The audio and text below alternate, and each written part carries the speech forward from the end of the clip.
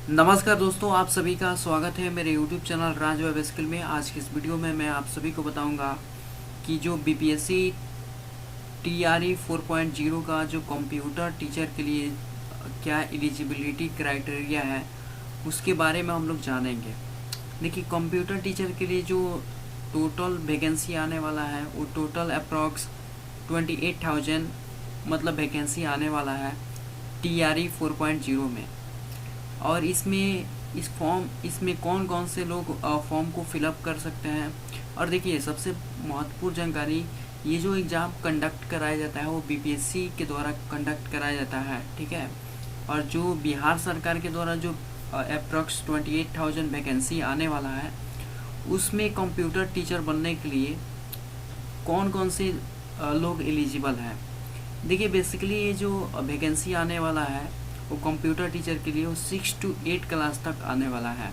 इससे प्रीवियस में आपने देखा था BPSC TRE 3.0 में, उसमें बहुत सारे लोगों का कंप्यूटर टीचर में हुआ है, बट वो 11th एंड 12th के लिए हुआ है, ठीक है। उसमें PG BCA के साथ साथ MCA जो किया था उसके लिए था। बट इसमें कौन कौन से लोग इस फॉर्म को फिलअप कर सकते हैं, इसमें क्या एलिजिबिलिटी क्राइटेरिया है, कौन कौन से लोग फॉर्म को फिलअप कर सकते हैं, कौन कौन से लोग फॉर्म को फिलअप नहीं कर सकते हैं, इस वीडियो में हम लोग जानेंगे स्टेप बाय स्टेप। तो चलिए हम लोग समझते हैं, लेट्स स्टार्ट।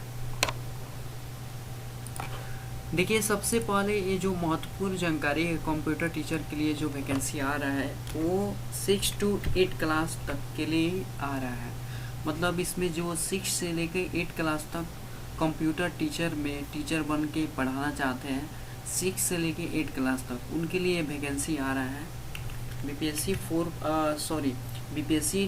TRE 4.0 में, ठीक है। ये 6 to 8 क्लास तक के लिए आ रहा है और ये हायर क्लास के लिए नहीं है, ठीक है। और इसमें जो मिनिमम क्वालिफिकेशन इसमें रिक्वायरमेंट है वो आपका ग्रेजुएशन होना चाहिए। ये क्या होना चाहिए? ग्रेजुएशन इसमें आपको होना चाहिए, ठीक है। जो 11th एंड 12th में आया था उसमें पोस्ट ग्रेजुएशन के लिए था, क्योंकि वो हाई क्लास के लिए आया था 11th एंड 12th के लिए। और इसमें जो मिनिमम क्वालिफिकेशन होना चाहिए आपको, मिनिमम क्वालिफिकेशन ग्रेजुएशन होना चाहिए आपको, ठीक है। अब देखिए, ग्रेजुएशन में साथ साथ कौन कौन से लोग ग्रेजुएशन अगर किए हैं, क्या किए हैं, इस फॉर्म को फिलअप कर सकते हैं, ठीक है। इसमें देखिए, जो बीटेक किए हैं, कंप्यूटर साइंस है, वो इस फॉर्म को अप्लाई कर सकते हैं। अगर आता है BPSC 4.0 आ रहा है, बिहार सरकार अगर ला रही है फॉर्म को, तो उसमें भी बीटेक कंप्यूटर साइंस से किए हैं वो इस फॉर्म को फिलअप कर सकते हैं। मतलब ये एलिजिबल हैं बीटेक वाले जो कंप्यूटर साइंस से किए हैं। साथ में जो BCA किया हुआ है वो भी कंप्यूटर साइंस में जो वैकेंसी कंप्यूटर टीचर का वैकेंसी आ रहा है, ये लोग भी एलिजिबल हो सकते हैं, एलिजिबल होंगे, ठीक है। अब देखिए, यहाँ पे बहुत सारा कन्फ्यूजन होता है कि कौन कौन से लोग इस फॉर्म को फिलअप कर सकते हैं और कौन कौन से लोग इस फॉर्म को नहीं फिलअप कर सकते हैं। तो BCA यहाँ पे जो लिखा हुआ है, BCA क्या होता है? ग्रेजुएशन का इक्विवेलेंट होता है। BCA यानी कि ग्रेजुएशन का इक्विवेलेंट होता है, इसलिए इस फॉर्म को आप लोग भी फिलअप कर सकते हैं। जिन जिन लोगों ने BCA किया हुआ है इस फॉर्म को फिलअप कर सकते हैं, वो लोग भी एलिजिबल हैं, ठीक है। और देखिए, यहाँ पे BCA के साथ साथ अगर MCA भी किया है तब भी आप एलिजिबल है। बट अगर आप ओनली BCA ही किए हैं, MCA नहीं किए हैं, फिर भी एलिजिबल है, क्योंकि ये जो कंप्यूटर टीचर के लिए जो वैकेंसी आएगा वो 6 से लेके 8 क्लास तक ही आएगा। ये ज़्यादा हायर क्लास के लिए नहीं है, ये जूनियर क्लास के लिए है। तो अगर आप MCA नहीं किए हैं, BCA किए हैं, फिर भी इस फॉर्म को आप फिलअप कर सकते हैं।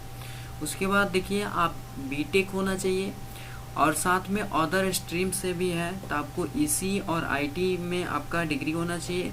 साथ में डोएक A लेवल का एक सर्टिफिकेट होना चाहिए। डोएक E लेवल का सर्टिफिकेट क्या होता है, आप लोग गूगल पे सर्च कीजिएगा, आपको पता चल जाएगा। फिर देखिए, BSc से आप IT में अगर किए हैं, साथ में आपके पास डोएक और PGDCA का सर्टिफिकेट है, तब भी आप इस फॉर्म को फिलअप कर सकते हैं। उसके अलावा अगर आप सिर्फ ग्रेजुएशन किए हैं, किसी भी स्ट्रीम से ग्रेजुएशन किए हैं और उसके साथ कंप्यूटर का सर्टिफिकेशन है, जैसे डोएक A लेवल का सर्टिफिकेट, साथ में PGDCA का सर्टिफिकेट है, तब आप इस फॉर्म को फिलअप कर सकते हैं। अब ये तो हो गया एलिजिबल, कौन कौन से लोग एलिजिबल हो सकते हैं, मतलब आप ये सारा चीज़ किए हैं, इसमें से कोई भी किए हैं, ठीक है, तो इसके लिए आप फॉर्म को फिलअप कर सकते हैं, मतलब आप एलिजिबल हैं। और कौन कौन से लोग नॉन एलिजिबल हैं, तो उसके लिए अब चलिए हम बताते हैं, ठीक है। अब देखिए इसके बारे में समझते हैं कि कौन कौन से लोग एलिजिबल हैं, तो ये तो हम लोग समझ लिए, और कौन कौन से लोग नॉन एलिजिबल हैं इसके बारे में समझ लेते हैं। इसमें जो बीएड किए हैं, डीएलएड किए हैं, इसमें कोई रिक्वायरमेंट नहीं है। कंप्यूटर टीचर के लिए आपको बीएड और डीएलएड का कोई रिक्वायरमेंट नहीं है। इसके साथ साथ आपका जो मिनिमम ग्रेजुएशन में मार्क्स होना चाहिए वो 50% होना चाहिए। 50% से अगर कम होगा तो आप इस फॉर्म के लिए एलिजिबल नहीं है। यानी कि 50% मिनिमम आपका ग्रेजुएशन में मार्क्स होना चाहिए, या फिर 50% से अबव होना चाहिए। 50% से कम है तो आप इस फॉर्म के लिए एलिजिबल नहीं है। तो इसके साथ हम लोग, ये तो नॉन एलिजिबल के बारे में हम लोग समझ लिए। अब हम लोग समझते हैं, देखिए जैसे पीजीडीसीए हम जो लिख रहे हैं, पीजीडीसीए आप लोग को नहीं समझ में आ रहा होगा, चलिए हम लोग पीजीडीसीए के बारे में समझ लेते हैं। ये पीजीडीसीए है क्या? देखिए पीजीडीसीए का फुल फॉर्म होता है post graduation in diploma computer application. ये क्या होता है? ये 1 साल का कोर्स होता है। ये कितने ईयर्स का कोर्स होता है? 1 साल का कोर्स होता है, जिसमें 2 सेमेस्टर होता है 6 मंथ का। ये किसी भी कॉलेज से आप लोग कर सकते हैं, जो AICTE अप्रूव्ड कॉलेज होगा उसी से आपको करना है 1 साल का। वही इस फॉर्म को अप्लाई कर सकते हैं अगर पीजीडीसीए आप किए हैं और ग्रेजुएशन किसी भी स्ट्रीम से किए हैं, ठीक है। उसके साथ साथ सर्टिफिकेशन आपका DOEC का है, DOEC A लेवल का। उसके साथ साथ पीजीडीसीए है, मतलब post graduation diploma in computer application, ये है, तो आप इस फॉर्म को फिलअप कर सकते हैं, ठीक है।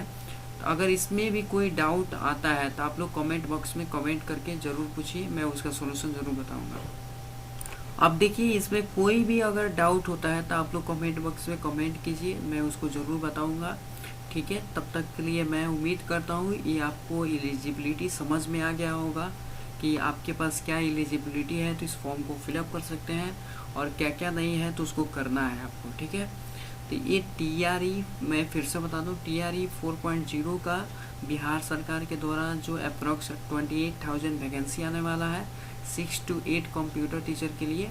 तो इसके लिए एलिजिबिलिटी मैंने बताया है कि क्या क्या एलिजिबिलिटी होना चाहिए, तो आप इस फॉर्म को फिलअप कर सकते हैं। अब क्या क्या एलिजिबिलिटी नहीं है तो आप लोग इस फॉर्म को नहीं फिलअप कर सकते हैं। मैं उम्मीद करता हूँ ये वीडियो आपको समझ में आ गया होगा। अगर नहीं समझ में आया तो कमेंट बॉक्स में कमेंट कीजिए, मैं ज़रूर उसको बताऊंगा, ठीक है। तो चलिए मिलते हैं नेक्स्ट वीडियो में नेक्स्ट टॉपिक के साथ। तब तक के लिए बाय, टेक केयर।